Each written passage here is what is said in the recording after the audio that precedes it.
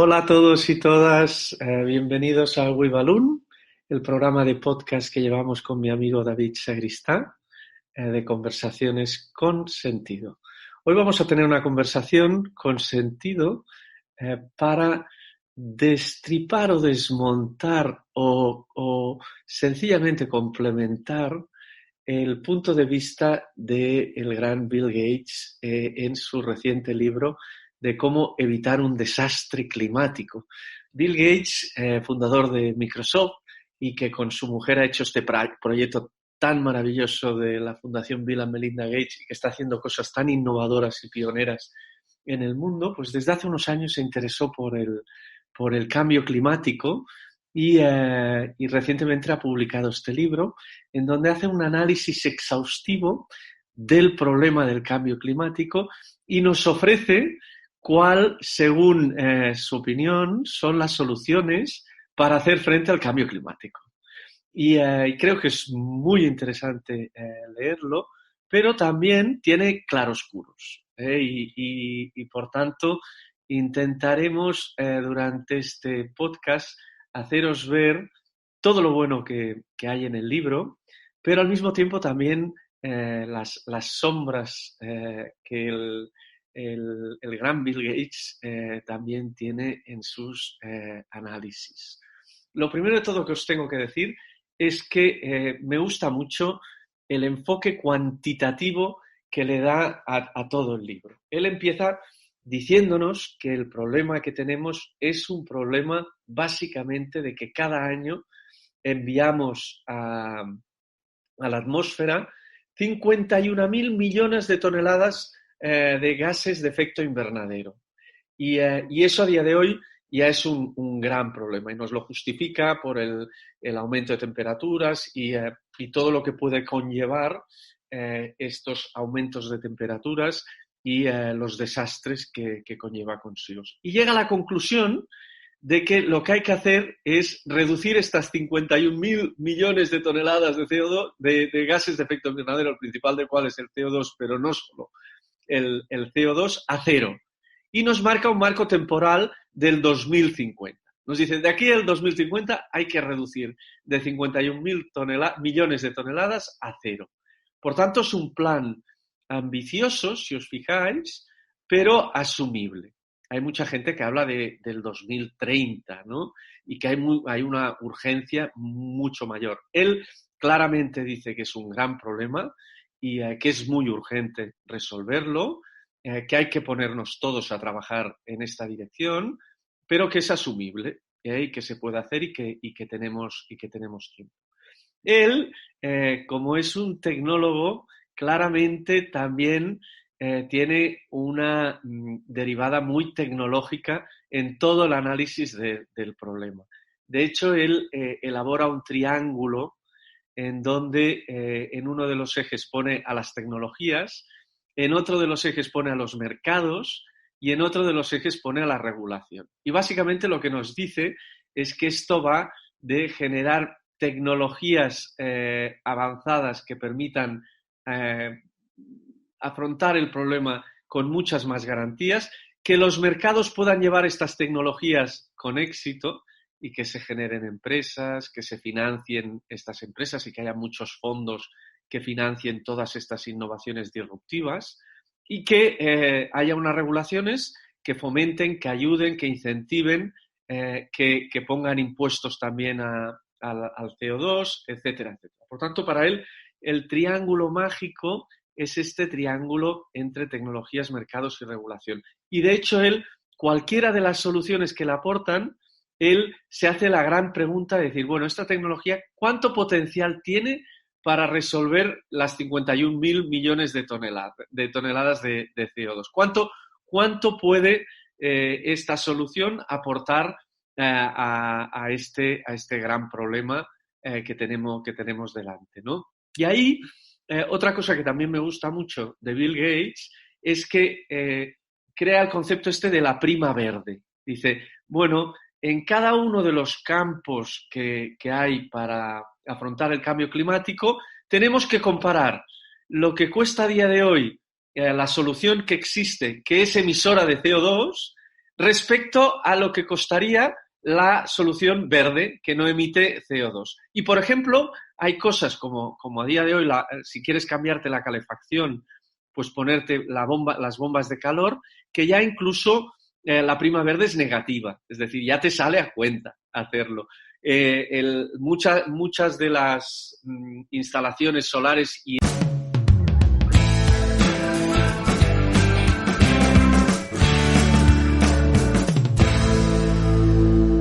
Hola a todos y todas, bienvenidos a Balloon, el programa de podcast que llevamos con mi amigo David Sagristá, de conversaciones con sentido.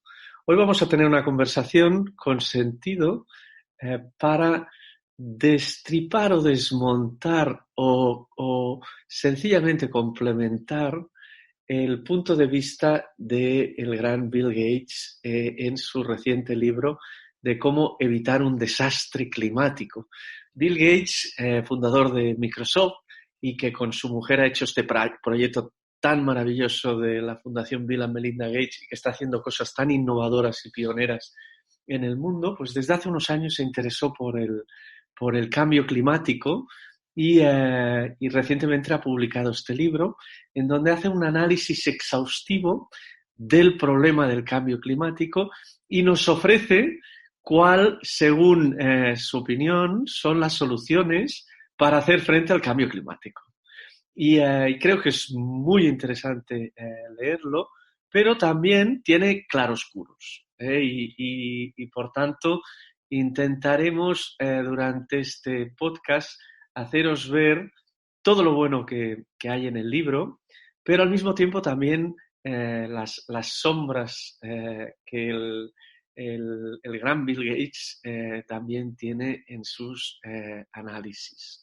Lo primero de todo que os tengo que decir es que me gusta mucho el enfoque cuantitativo que le da a todo el libro. Él empieza diciéndonos que el problema que tenemos es un problema básicamente de que cada año enviamos a la atmósfera 51.000 millones de toneladas de gases de efecto invernadero. Y eso a día de hoy ya es un gran problema y nos lo justifica por el aumento de temperaturas y todo lo que puede conllevar estos aumentos de temperaturas y los desastres que conlleva consigo. Y llega a la conclusión de que lo que hay que hacer es reducir estas 51.000 millones de toneladas de CO2, de gases de efecto invernadero, el principal del cual es el CO2, pero no solo el CO2, a cero. Y nos marca un marco temporal del 2050. Nos dice, de aquí al 2050 hay que reducir de 51.000 millones de toneladas a cero. Por tanto, es un plan ambicioso, si os fijáis, pero asumible. Hay mucha gente que habla del 2030, ¿no? Y que hay una urgencia mucho mayor. Él claramente dice que es un gran problema y que es muy urgente resolverlo, que hay que ponernos todos a trabajar en esta dirección, pero que es asumible y que se puede hacer y que tenemos tiempo. Él, como es un tecnólogo, claramente también tiene una derivada muy tecnológica en todo el análisis del problema. De hecho, él elabora un triángulo en donde en uno de los ejes pone a las tecnologías, en otro de los ejes pone a los mercados y en otro de los ejes pone a la regulación. Y básicamente lo que nos dice es que esto va de generar tecnologías avanzadas que permitan afrontar el problema con muchas más garantías, que los mercados puedan llevar estas tecnologías con éxito y que se generen empresas, que se financien estas empresas y que haya muchos fondos que financien todas estas innovaciones disruptivas y que haya unas regulaciones que fomenten, que ayuden, que incentiven, que pongan impuestos también al CO2, etcétera, etcétera. Por tanto, para él, el triángulo mágico es este triángulo entre tecnologías, mercados y regulación. Y de hecho, él, cualquiera de las soluciones que le aportan, él se hace la gran pregunta de decir, bueno, esta tecnología, ¿cuánto potencial tiene para resolver las 51.000 millones de toneladas de CO2? cuánto puede esta solución aportar a este gran problema que tenemos delante, ¿no? Y ahí, otra cosa que también me gusta mucho de Bill Gates es que crea el concepto este de la prima verde. Dice, bueno, en cada uno de los campos que hay para afrontar el cambio climático, tenemos que comparar lo que cuesta a día de hoy la solución que existe, que es emisora de CO2, respecto a lo que costaría la solución verde, que no emite CO2. Y, por ejemplo, hay cosas como a día de hoy, si quieres cambiarte la calefacción, pues ponerte las bombas de calor, que ya incluso la prima verde es negativa, es decir, ya te sale a cuenta hacerlo. Muchas de las instalaciones solares y eólicas a día de hoy también ya te están saliendo a cuenta, ya no hay prima verde negativa en algunos casos, en otros no. Pero en cambio, por ejemplo, en cosas como el cemento, hay una prima verde de entre el 75 y el 140%. O en temas como, por ejemplo, el combustible de la aviación, pues hay entre el 143 y el 300% en la alternativa verde, ¿no? Tanto aquí de lo que se trata es de encontrar estas tecnologías que permitan reducir la prima verde a cero y, por tanto, facilitar que todo el mundo que se tiene que cambiar cambie a alternativas verdes. Al margen de que también tenemos que cambiar a alternativas verdes, aunque sea más caro, porque si no, no resolveremos el problema, ¿no? Entonces, lo que me gusta mucho también de Bill Gates, y después lo empezaremos a criticar un poco, es que divide el problema en 5 grandes áreas. Él dice, a día de hoy, básicamente los humanos, lo que hacemos en el mundo es fabricar cosas, por un lado. Fabricamos cosas. Y esa fabricación de cosas, básicamente, es el 31% del problema. Y aquí estamos hablando sobre todo de acero, plásticos, hormigón, cemento, todo con lo que hacemos cosas, resulta que es casi una tercera parte del problema. Entonces, bueno, y aquí él nos incide mucho en decir, oye, la gente habla mucho de la solar, de la fotovoltaica, de los coches eléctricos, pero resulta que el gran problema pues está en el cemento, en el acero, en el hormigón y en estas cositas, lo cual es un punto muy interesante que él pone sobre la mesa, ¿no? Después habla de consumir energía como el segundo gran tema, y aquí sobre todo pasa por el pasar de energías fósiles a energías renovables. Después habla de cultivar y criar, y aquí sobre todo estamos hablando de la agricultura, de la alimentación y de la reforestación. Y después habla de desplazarnos, movernos, que eso sobre todo tiene que ver con la movilidad eléctrica y sobre todo los combustibles renovables, y calentar o enfriar. Dice esto, los aires acondicionados, las calefacciones, contribuye con un 7% del problema, ¿no? Por tanto, nos divide el problema en estas 5 grandes áreas, ¿no? Fabricar cosas, consumir energía, cultivar y criar, desplazarnos y calentarnos o enfriarnos. Y cree que si somos capaces de, en estas 5 cosas, encontrar tecnologías que reduzcan la prima verde a cero y, por tanto, no emitan CO2, pues el problema está resuelto, ¿no? Y entonces aquí yo lo empiezo a criticar un poco, ¿no? Porque yo que he tenido ocasión de leer también a otros autores, en el cambio climático, y este es un mensaje que creo que es importante que os quedéis, y porque es de las cosas más potentes que yo he encontrado. Hay un economista japonés que se llama Yoichi Kaya, que ha diseñado una fórmula que le llama la identidad de Kaya, en donde están representados todos los factores clave en el tema del cambio climático. Y él identifica 4 grandes factores. Él nos dice, el primer factor es la demografía. La demografía es muy importante. Y Bill Gates no la tiene en cuenta para nada, la demografía. El segundo gran factor en la identidad de Kaya es el PIB per cápita, que es el crecimiento económico. Y aquí sí que Gates habla de este tema, pero habla para básicamente decir que no podemos poner freno al desarrollo, sobre todo en los países del tercer mundo, que tienen todo el derecho del mundo a crecer, ¿no? Pero Bill Gates, tampoco en los países en desarrollo, pues considera que se haya de fomentar un cambio de modelo, un cierto decrecimiento, un repensar hacia un modelo más sostenible. Todas estas cosas no le interesan mucho a Gates. Si leéis un libro, por ejemplo, que se llama Petrocalipsis, de Antonio Turiel, que es un gran libro también, pero con una visión bastante pesimista de todo este problema, pues Antonio considera que este es el gran factor que hay que trabajar. Hay que cambiar el modelo de crecimiento y hay que cambiar el modelo productivo porque todas las otras soluciones, según Antonio, no nos van a solucionar el problema. Gates, por tanto, a esto no le da importancia. Él en esto no se enfoca. Y tampoco le da mucha importancia al tercer factor de la identidad de Kaya, que es la intensidad energética. ¿Cuánta energía necesito para hacer este crecimiento económico de esta población? ¿No? Primero es la población, después crecimiento económico, después la intensidad energética. Esto tiene que ver con la eficiencia y el ahorro energético.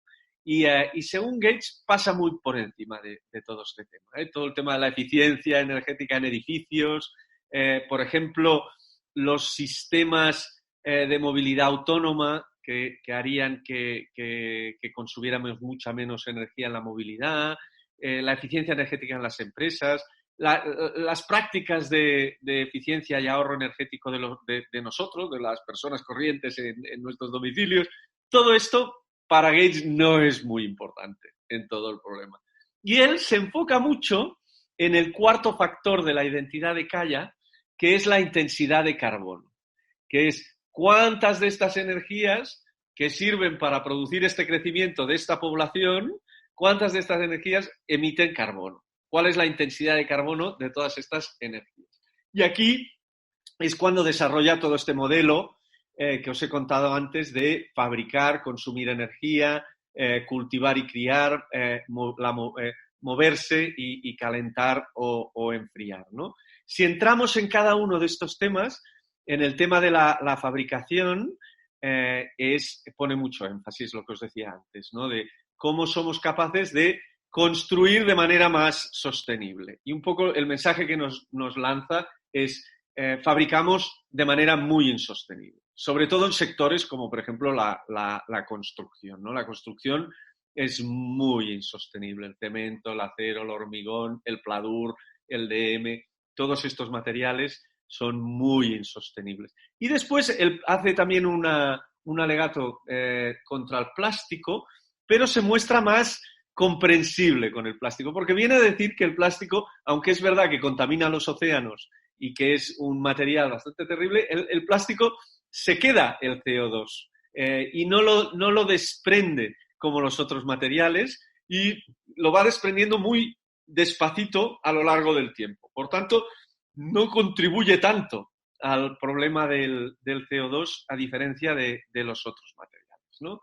Por tanto, bueno, pues aquí hace un primer gran alegato en el tema de la fabricación, ¿no? En el consumir energía, aquí entra muy a fondo en todas las fuentes renovables, y empieza por la solar y la eólica, y de la solar y la eólica él es muy defensor, pero se da cuenta también del problema de la intermitencia de las renovables, de que como dependen mucho del sol y del viento, pues son muy intermitentes. Y no está resuelto aún el problema del almacenamiento y el problema del transporte de las energías renovables, ¿no? Y aquí él aboga mucho por avanzar en tecnologías, ya sean de baterías o con hidrógeno para el almacenamiento, y en el proyecto también de ir creando redes eléctricas unificadas o redes de lo que él llama corrientes de alto voltaje. Nos explica, por ejemplo, un proyecto que hay en Estados Unidos que se llama el Trans-West Express para llevar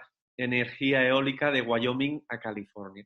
Fijaros que él apuesta por grandes redes de distribución de alto voltaje, un poco como los sistemas energéticos que estamos teniendo a día de hoy. Y en cambio, no hace para nada referencia a los sistemas distribuidos, que es una de las grandes cosas por las que apuestan mucha otra gente para resolver el problema del cambio climático y además para empoderar mucho más al ciudadano, ¿no?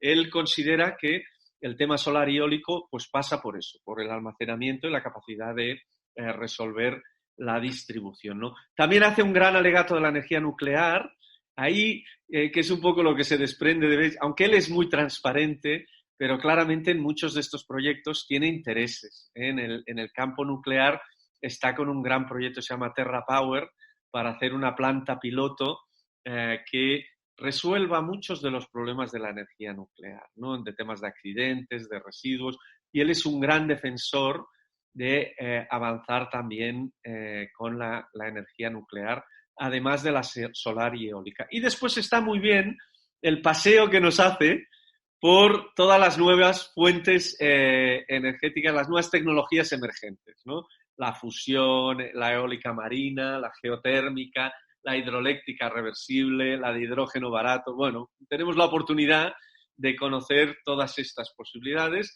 y al final su conclusión es que tenemos que acelerar el cambio de las energías fósiles a la electricidad. Y esto se tiene que hacer muy rápido, pero también depende de todo ese triángulo que decíamos al principio, de que las tecnologías aporten mejores soluciones cada vez con primas verdes más bajas, que los mercados las adopten, que la regulación lo fomente, etcétera. Y este es el segundo gran bloque de consumir energía. Para mí la crítica principal aquí es en que no habla para nada de los sistemas distribuidos, que creo que es una de las grandes cosas de futuro. Después entramos, para mí, en el bloque más débil de toda la argumentación de Bill Gates, que es en el bloque de cultivar y criar, que representa el 19% del problema. Si una quinta parte del problema es el tema de la agricultura, los alimentos, los bosques y etcétera, ¿no? Y aquí él básicamente hace una defensa de dos grandes temas.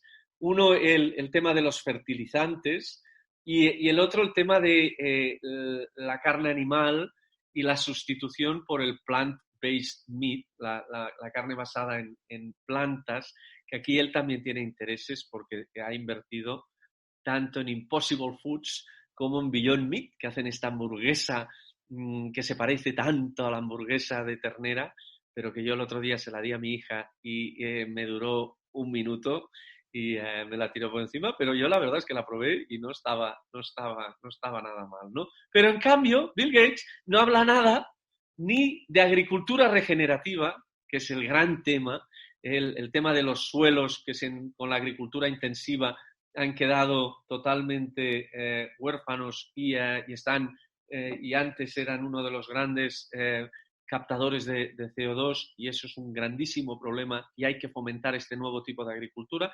Bill Gates no habla nada de esto y tampoco habla nada, o es incluso crítico con la reforestación.